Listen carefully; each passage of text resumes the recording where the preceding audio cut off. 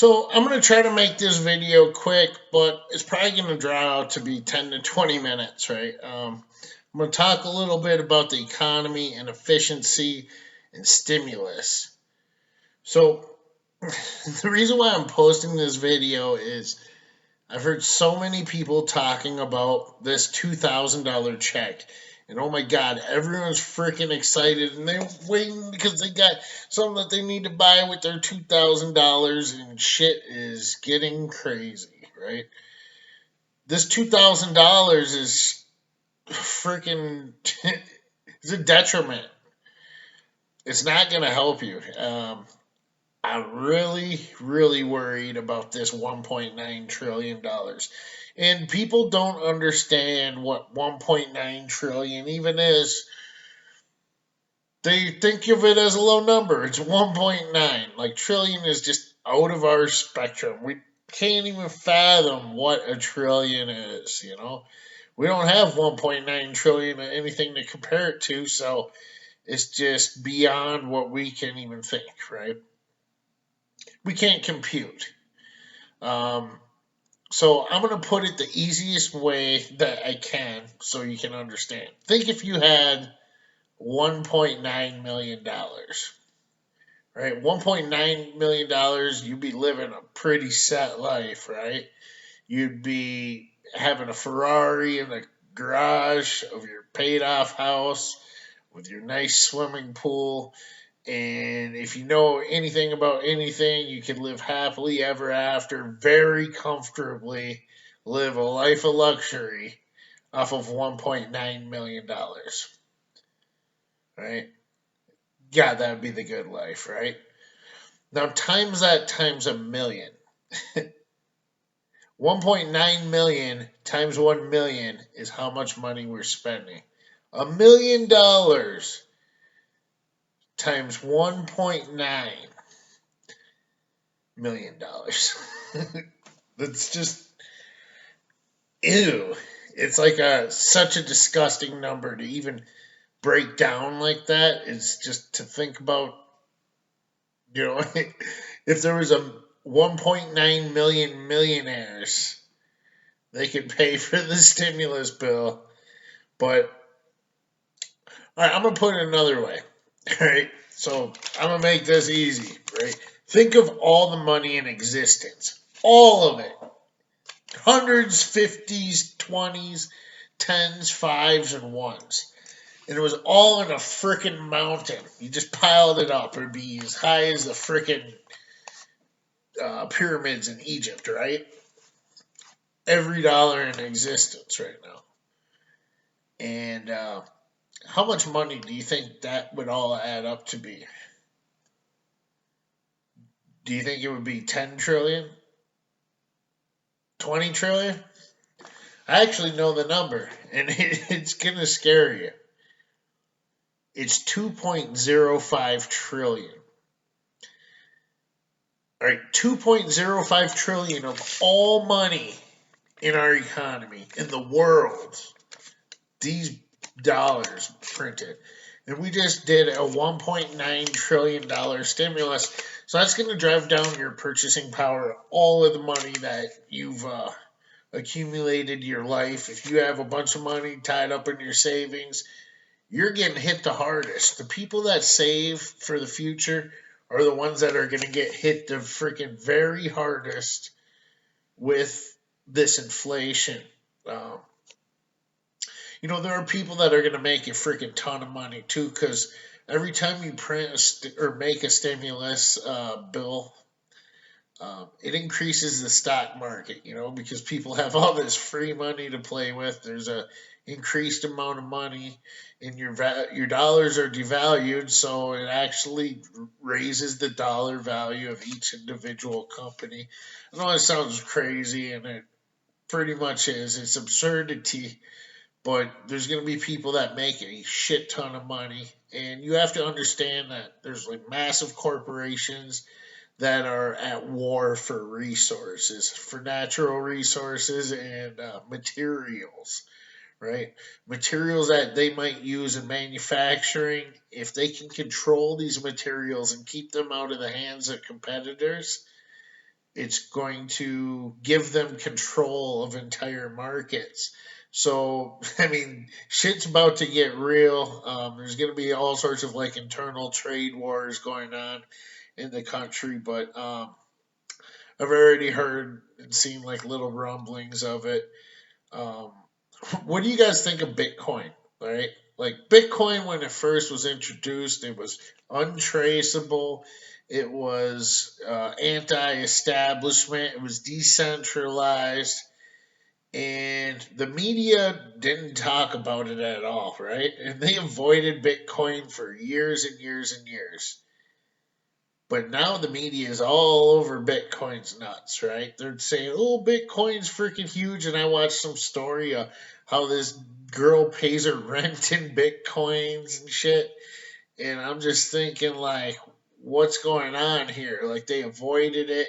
It was anti-establishment. Now it seems like they're promoting it, and there's a freaking a Visa powered by cryptocurrency, and I'm thinking like, are people not understanding like what's going on here with the freaking Bitcoin?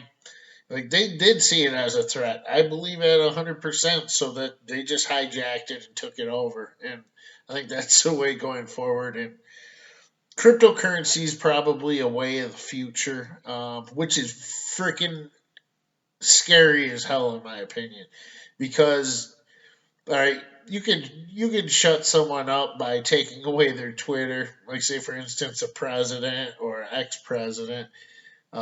You can shut someone up by taking away their freedom of speech, right? But the best way that you can shut someone up, best way you can hurt someone is to shut down their bank account. So when you no longer have dollars and you can just get freaking canceled instantly and they can just freeze your assets and shut down your bank account and steal all those freedom coins you saved up. Um, yeah, that's going to be the way of the future. That way, the government can increase their grip, their stranglehold on you. It's the way of the future, right? I'm not even shitting here, but I think that's something that we should all be concerned about. Like, yeah, cryptocurrencies. If you know what you're doing, yeah, it can become very profitable. And if we don't know what we're doing, we could really be driving a stake into our own back. But dollars in existence, right? 2.05 trillion and 1.9 trillion stimulus package just released. And that sets a dangerous precedent. This 1.9 trillion dollar stimulus, it's going to increase each individual time. You know, each stimulus package has gotten bigger than the previous one, so that's a good indicator that they're going to continue and that they're going to continue on that trajectory. The reason why I say this is, well, if you do a stimulus, right? We'll just look at this as like a stock market. We'll just say that's the normal, right? That's where we're at right now, the stock market. And they create a stimulus and it drives the price up like that. And that could be our 1.9 trillion, right? That's our, it's hard to write backwards. That's our 1.9 trillion, right? And then it peters off, and then they want to do another one, and it's got to be as big as that one was before. But this one was 1.9 trillion, but to get the same result, this one has to be 2.2, right? All right, so you know this is a stagnant market. If this market just stays at this trajectory and they just keep it in, this one's 2.5 and it goes like that, that's a stagnant market, and you have to increase to keep the market where it is right now. See, 1.9, 2.2, 2.5, it'll be like 2.8, 2.9 to get the same thing every time. But that's not what they want. They want the market to go up. They don't want it just to remain where it's at. So each time they want the stock market to get a little bit higher than it had to before. And like I said, just to maintain that same amount, they have to increase it every time. So, here you're talking 3 trillion, here you're talking 5 trillion. Here you're talking 7 trillion, 10 trillion. You know what I mean? Each time has to get exponentially larger to have the same exact effect, or like a greater effect is really what they want. So the spending is going to get absolutely insane. Um, and what's not scary is like all the stimulus that they're pumping into it is going to be when they quit pumping the stimulus into it, because if it gets to 20 trillion stimulus package and then they announce the next one's only going to be 18, there's going to be rich and wealthy people just take all of their chips and go home, right? They're going to say, screw you. I'm not going to be in there. And the roof is going to come crashing down on the stock market, and most of the people get trapped in the building. There'll be a few that escape, the ones with freaking insider trader knowledge and the wealth and the freaking, you know, um, the foresight, the people. But I just look at it like, you know, it's going to happen eventually, right? The stock market can't go up forever. Every time the stock market has ever crashed, it's crashed from an all-time high. And we're at a much higher all-time high than we've ever been. And it could go very much higher, but the higher it goes, the harder the crash will be when it hits. And this kind of irrational spending is pretty freaking scary. Could we get into another depression? I think it. Um, there's a probability of that happening. And my grandparents, they lived in the Great Depression. They both actually grew up during that time period. My grandma said that she would sit with her mom in front of a restaurant and they would get table scraps, stuff when people wouldn't clean their plate, and that's what they would get to eat. So this is some real shit, and I hope that we don't ever have to experience that. But my grandparents, they lived during harder times, and I think it made them better people. It really did. They were very resourceful. They would always look for the best deal on an item, but that doesn't mean that they would buy the cheapest shit either. They would always go for a quality item at the best price that they could. It was always a ebb and flow of price versus quality.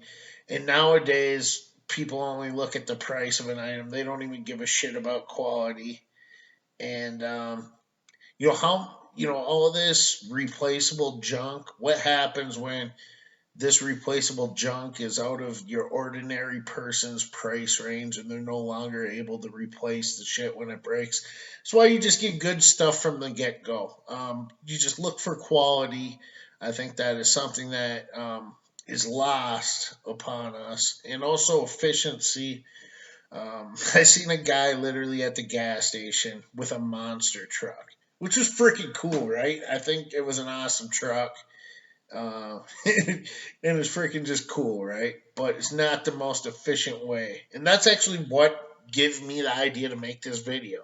Because he left the gas station, all he bought was a case of beer, and then he took off. And I'm thinking, man, that thing gets, 4 miles to the gallon if you're lucky. So it's definitely not the most efficient way to go and get a case of beer.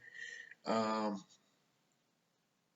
I think that people should look for ways to be more efficient. This $2,000, there's a lot of people in the gun community that are going to look and they're going to say, ooh, I'm just waiting. I need that new gun. And it's like, dude, you got 14 guns and you got two fucking hands. you know? You don't need that new whiz banger gun. If you got one that freaking works, as a matter of fact, you got 14 freaking guns. Maybe get the four that you shoot the least and maybe try to get rid of those and get some other shit that you could possibly use. I'm not telling you what to do with your stuff. I'm just telling you, I think that it's probably a good idea to learn how to live a little more simple, to, take other countries that live a little more simply and like kind of maybe go that way. I mean, it sucks to say this shit. It really does. But um, no one's driving freaking jacked up monster trucks to the gas station for a pack of cigarettes in China. They're not doing it. Uh, they live very simple lives, and in some ways I can respect that. Like, because they drive mopeds. The ones that have a means of transportation. They have mopeds.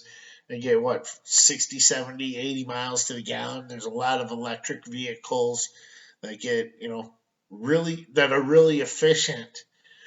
And I just think if you're just making quick trips around town, or you don't need that jacked up truck unless you're really hauling shit. If you're just going to the gas station for a pack of smokes and a soda or something, that scooter or that moped or that what have you is going to be a lot more efficient than that freaking monster truck, right?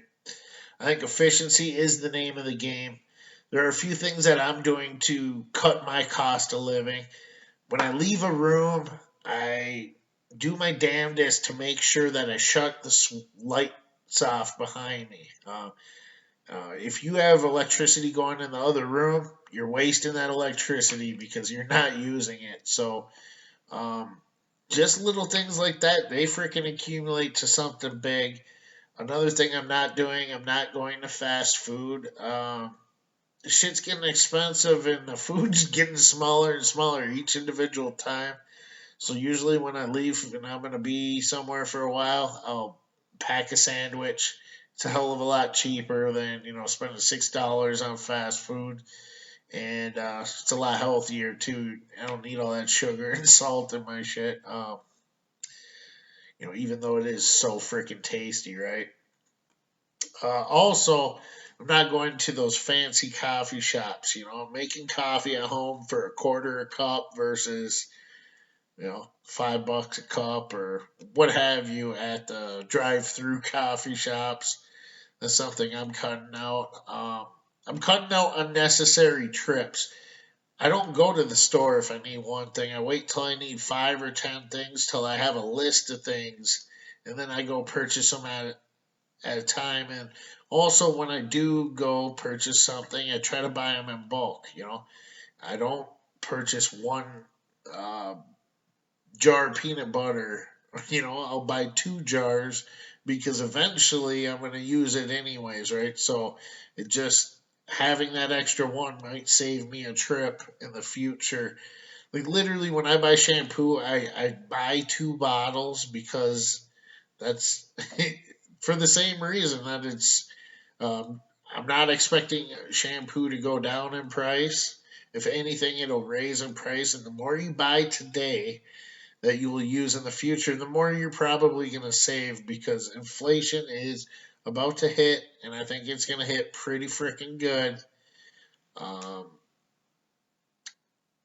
and the amount of spending is going to increase, and the desperation of the poor people that can't afford the basic necessities of life, their desperation is going to increase. So you just definitely want to, um, you don't want to be stupid. Just basically keep your head on a swivel. Don't use your head for a hat rack. That type of thing. Uh, but definitely beware. There are going to be some rapid changes. There are places where efficiency is being punished. This pipeline that got shut down, and 10,000 people lost their jobs. But you got to realize that with every economic decision, there's an ebb and flow. It may hurt people, and it's probably going to help someone else, right? Like, those 10,000 people don't have jobs, but Warren Buffett, uh, he'll be able to transport all that oil on his trains, and he'll be able to collect a fee off of every drop of gasoline that you burn. So, if you want to show him, go get yourself a more efficient vehicle. I'm not telling anyone where to put their money, so don't even take it that way. There's going to be millions made in the stock market here in the near future. The resources, the war for resources, going to ramp up, and we've seen the GameStop debacle, and a lot of people aren't talking about it, but there was a big silver crunch that happened recently. Silver had shot up $3 in one day, and literally all of the bullion dealers simultaneously shut their doors. They seized sales, and then they came back like the next day with only 20% of what they had available previously. So where'd all that silver and gold go? That's what I want to know. Like, where'd it go? I think it went to bankers, and a lot of it probably went into the hands of manufacturers or industrial uses, which solar panels probably, or bankers buying it up to sell it to industrious, users of silver, because that is the way of the future. Solar panels, but it's going to drive demand sky high for silver, in my opinion. And the spot price of silver should really not matter. I see it at what, $27, $28 an ounce, but to be able to obtain it, a 10-ounce bar is like $330 plus. So there's a big discrepancy in the spot price and the price that you can actually find it for. And that discrepancy should indicate how far silver is being depressed right now. And I believe it's even greater than that. But I expect it to have a pretty good turn over the next few years. It'll probably maintain with inflation. And like I always say with silver, it's not gonna make you rich. People think that, oh, I got freaking 100 ounces of silver, I'm gonna be rich. No, you're gonna be able to buy pretty much exactly what you can buy with it the day you bought it, and that's why people invest in it. They don't buy it to get rich. It's not a GameStop. It's not a freaking Tesla, and you know silver is a store of value, and that should be what it should see. But I think that there is going to be increased demand, so there's a possibility that it could outpace inflation. But all materials are going to become scarce. All materials are being fought over. Lumber is a very big one. The price of lumber is astronomical. Time is money, bitches. I'm out of here.